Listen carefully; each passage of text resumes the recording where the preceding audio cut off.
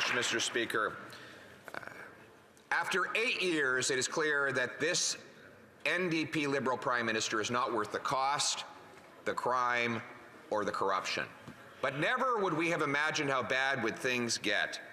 Today, I look at the newspaper headlines. Even the media is noticing how bad things are. A headline in the National Post, and I quote, "Secret RCMP report warns Canadians may revolt once they realize how broke they are." The RCMP has produced a report saying that Canadians are so poor, desperate, and miserable that it may lead to political instability and other turbulence that you could not even have imagined would occur in a first world country 8 years ago. I now turn my attention to the Globe and Mail. Remember, this is the same Globe and Mail that criticized me for using the term gatekeeper to describe how homes could not get built. Well, here's their headline today. Homeownership is turning into a gated community that renters can't join. So years after saying that it was very dangerous for us to talk about gatekeepers, the Globe and Mail has now awakened to the fact that the Prime Minister in 8 years has turned homeownership into a gated community, shutting people outside of the gates. A small privileged group gets richer and richer as a growing mass of working class youth and seniors renting apartments can no longer afford any place to live. I used to warn that there were 35-year-olds living in their parents' basements. Now, that's the least of our concerns. Now we're worried that those 35-year-olds and their parents might not be able to make their mortgage payments at all. Defaults are rising rapidly. We have 35 homeless encampments in Halifax and similar encampments now in every major centre in Canada. We have 2 million people lined up at food banks in scenes that are reminiscent of the Great Depression. 35% of charities now say they're turning away people because they no longer have the resources, and food bank shelves are emptying out. Then you have people who are eating out of garbage cans. 8,000 people now having joined something called the Dumpster Divers Network, a Facebook group where they share tips on how you can climb into a garbage can and pull a meal out because there's nothing you can afford at the grocery store and nothing left at the food bank. This year, groceries are going to cost $700 more than they did last year for the average family. And in the middle of all of this, what does the NDP and this Prime Minister choose? To raise taxes. Raise taxes on food and fuel, on heat and homes. Raise taxes on all the materials that go into building a home, which will raise taxes on all who buy the home. Raise taxes on heating that home. Raise taxes on the gas and diesel needed to get to work to earn a paycheck to make payments on that home.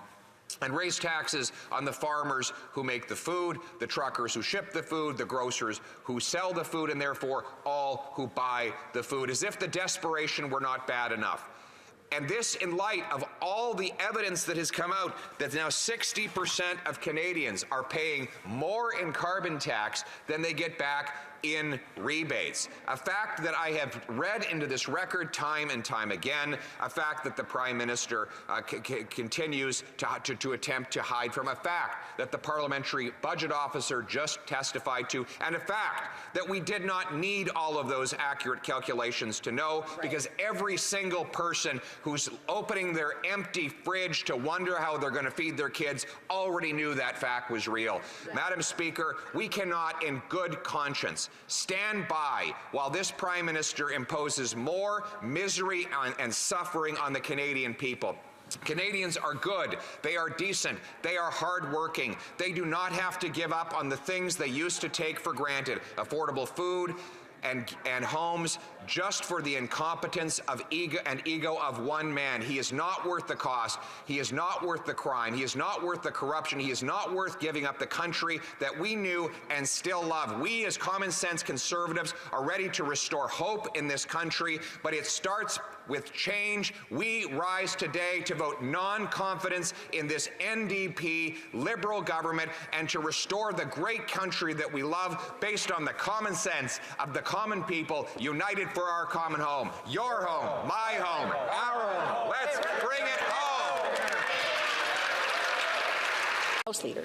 I noticed that the Leader of the Opposition was bringing up headlines from the Globe and Mail, so I'd like to bring up another headline that was in today's Globe and Mail, and that is the Leader of the Opposition's campaign manager established a second lobbying firm working with the same office. The article goes on to say clients who book meetings on this new company's website were redirected to the booking system of Jenny Burns and Associates. That function was removed, as was Ms. Burns' headshot from the website after the Globe inquiries about the connection of the two firms.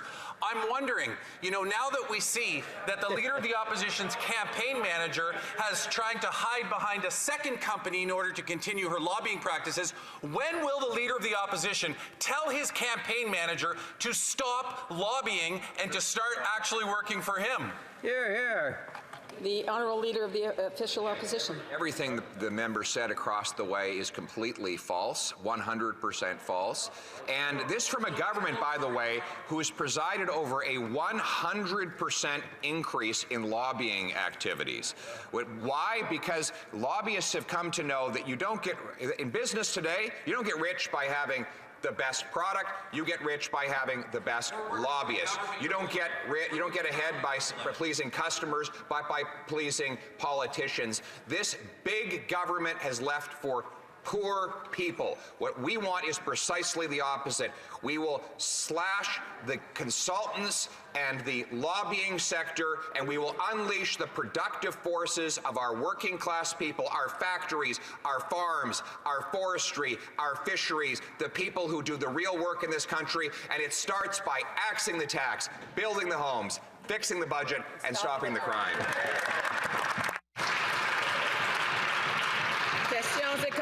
Questions and comments. The Honourable Member for Timmins, James Bay. Thank you, Madam Speaker. We have another event of I'm going to huff, I'm going to puff, and then I'm going to go off and have a fundraiser and some mojitos at Storway while the poor backbenchers dutifully follow through. So do you remember when he said that he was going to speak until the budget fell? And that was about 3 hours, then he left. And remember when we had to vote all the way to Christmas? And the only time we ever saw him in the House was to vote against Ukraine. So we had 9 confidence votes on Monday. He was hiding behind the screen. Tonight we will have votes. So here's the question.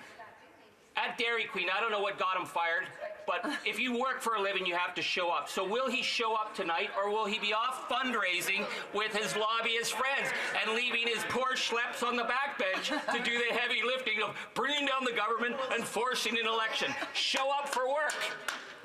So this has been happening in the previous question and in the previous answer as well. So I just want to remind members, if they are not recognized, they shouldn't be speaking, and it is very disrespectful to do so.